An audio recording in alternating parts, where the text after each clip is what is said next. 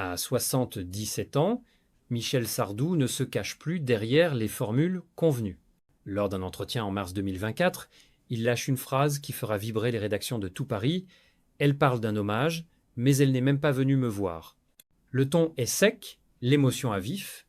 En quelques mots, Sardou s'en prend directement à Laetitia Hallyday, veuve du rocker mythique Johnny, pour avoir commenté sa reprise de Tennessee lors de sa tournée d'adieu. Ce n'est pas une querelle d'ego, mais un cri du cœur d'un homme blessé par ce qu'il perçoit comme une trahison symbolique. Ce coup de tonnerre résonne aussitôt dans les médias. Sur les plateaux télé, on s'interroge, pourquoi tant de colère ? Pour Sardou, Tennessee n'était pas un simple hommage public, mais une réminiscence d'un moment intime partagé avec Johnny, son ami, son frère de scène. Cette chanson fut le témoin d'un lien indéfectible, né sur scène, scellé le jour de son mariage.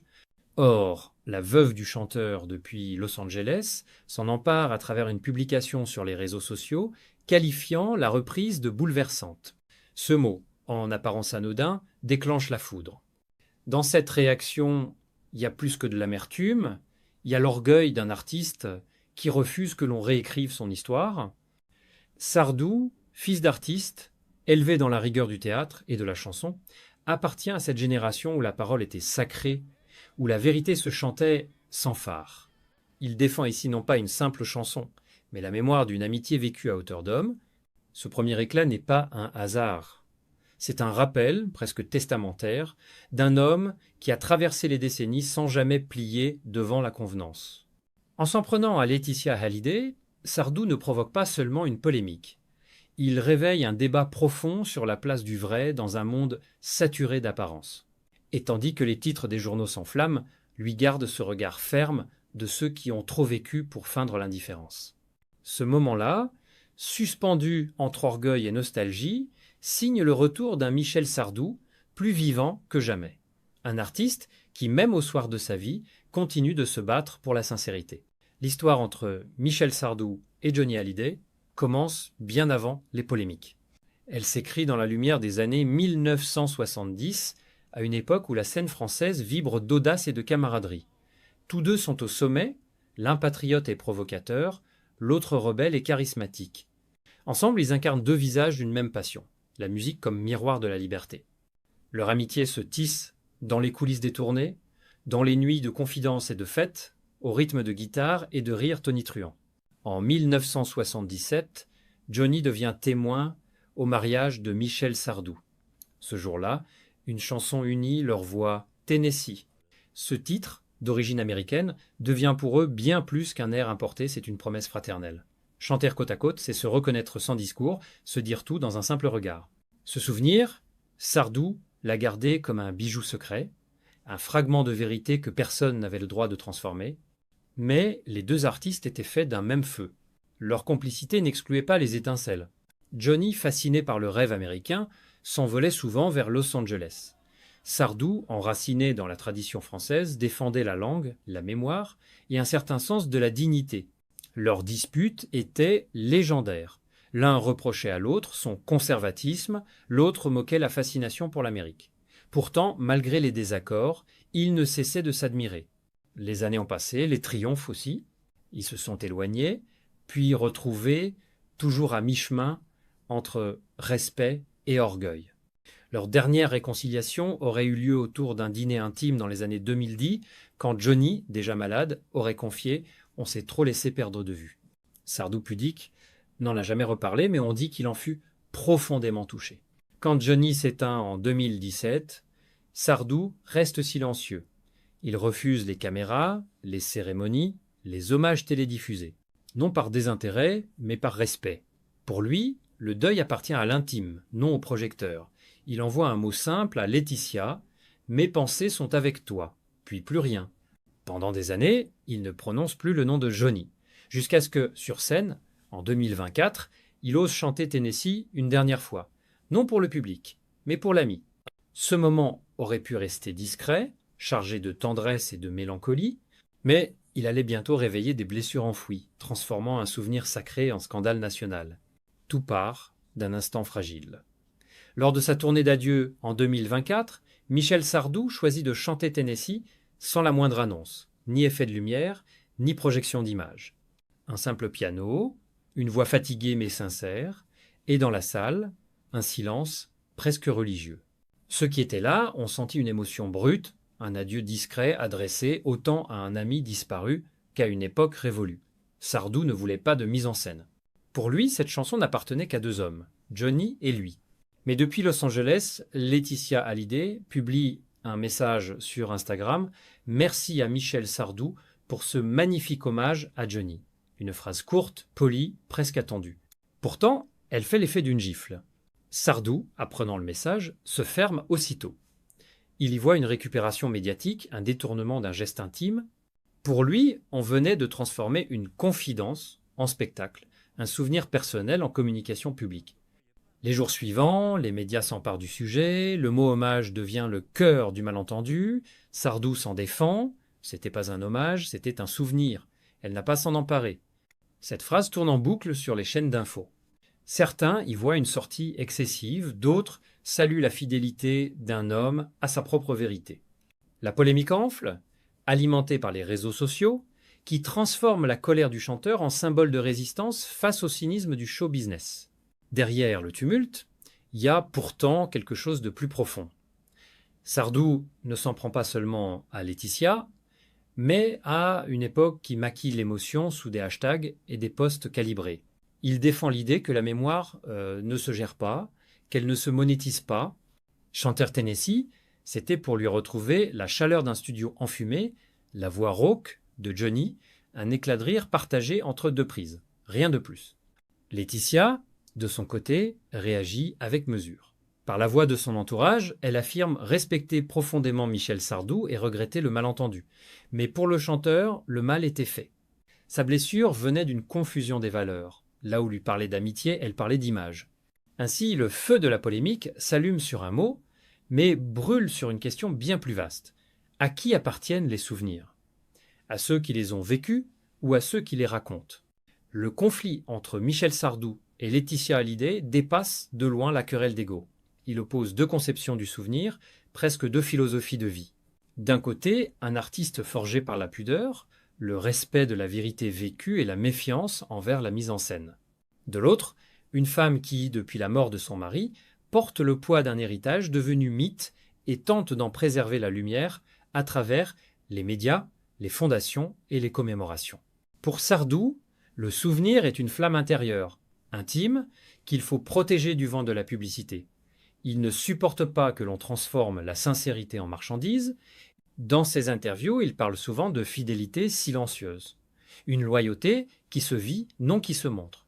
Dans sa maison provençale, loin du tumulte, il a construit une existence d'artiste en retrait, entouré de souvenirs simples des photos jaunies, une guitare, une voix enregistrée sur bande magnétique. Tennessee appartient à cet univers discret, celui de la vérité vécue. Laetitia, quant à elle, vit dans un autre monde, celui où l'image maintient la mémoire vivante, où chaque événement est une occasion de rappeler Johnny au public. Elle organise des concerts hommages, supervise des documentaires, gère les droits d'auteur et veille à la cohérence du mythe Hallyday. Beaucoup la jugent calculatrice, d'autres courageuse, mais, qu'on le veuille ou non, elle incarne une époque où la mémoire se protège à coups de contrats, de marques et d'émotions partagées en ligne. C'est là que réside le cœur du fossé. Pour Sardou, le souvenir est un acte d'amour secret. Pour Laetitia, c'est un devoir de transmission. L'un veut préserver le silence, l'autre veut prolonger la voix. Tous deux, pourtant, agissent par fidélité. Mais leurs langages sont incompatibles. L'un parle le français du cœur, l'autre celui de la communication. Les observateurs voient dans cette opposition le symbole d'un changement de monde. Celui des chanteurs d'autrefois, façonné par la scène et la parole, face à celui des héritiers modernes, gestionnaires d'images et de patrimoine. Sardou, sans le vouloir, devient le porte-parole d'une génération qui refuse que la nostalgie se transforme en produit dérivé. Ainsi, derrière les mots durs, on devine un choc plus intime. Deux manières d'aimer un homme disparu. Et peut être, au fond, deux façons d'avoir raison. L'affaire Sardou-Hallyday enflamme la France entière. En quelques jours, les plateaux télé s'animent, les radios débattent, les réseaux sociaux s'enfièvrent. « Elle n'est même pas venue me voir » devient un slogan, un cri de résistance contre l'hypocrisie perçue du monde du spectacle. Certains saluent le courage d'un homme qui ose encore dire tout haut ce que beaucoup pensent tout bas. D'autres dénoncent une attaque injuste envers une veuve déjà trop souvent jugée. La querelle quitte les pages culturelles pour s'inviter dans la conversation nationale. Dans les talk-shows, les chroniqueurs s'opposent. Les uns louent la fidélité de Sardou à ses principes. Un artiste de l'ancienne école, entier, rugueux, incapable de tricher. Les autres défendent Laetitia, soulignant qu'elle n'a fait que remercier ceux qui honorent la mémoire de son mari. Au-delà des arguments, c'est un affrontement de valeurs. L'authenticité contre le marketing, le souvenir intime contre la mise en scène publique. Pascal Obispo appelle au respect mutuel. Eddie Mitchell, vieil ami de Johnny, lâche une phrase sibylline. Michel a dit tout haut ce que beaucoup pensent tout bas. Cette phrase, reprise par la presse, rallume la flamme d'une fraternité ancienne entre ces géants de la chanson française. Même Michel Drucker, ému, confie à RTL « Sardou, c'est le dernier à parler sans filtre ». La polémique prend une dimension presque philosophique. Dans un pays où la mémoire des artistes est sacrée, la question surgit : à qui appartient l'émotion collective ? Peut-on posséder le souvenir d'un homme aimé par des millions ? Sardou affirme que non. Pour lui, l'émotion ne se partage pas à coups de likes ou de cérémonies télévisées. Elle se vit dans le silence. Les publics se divisent.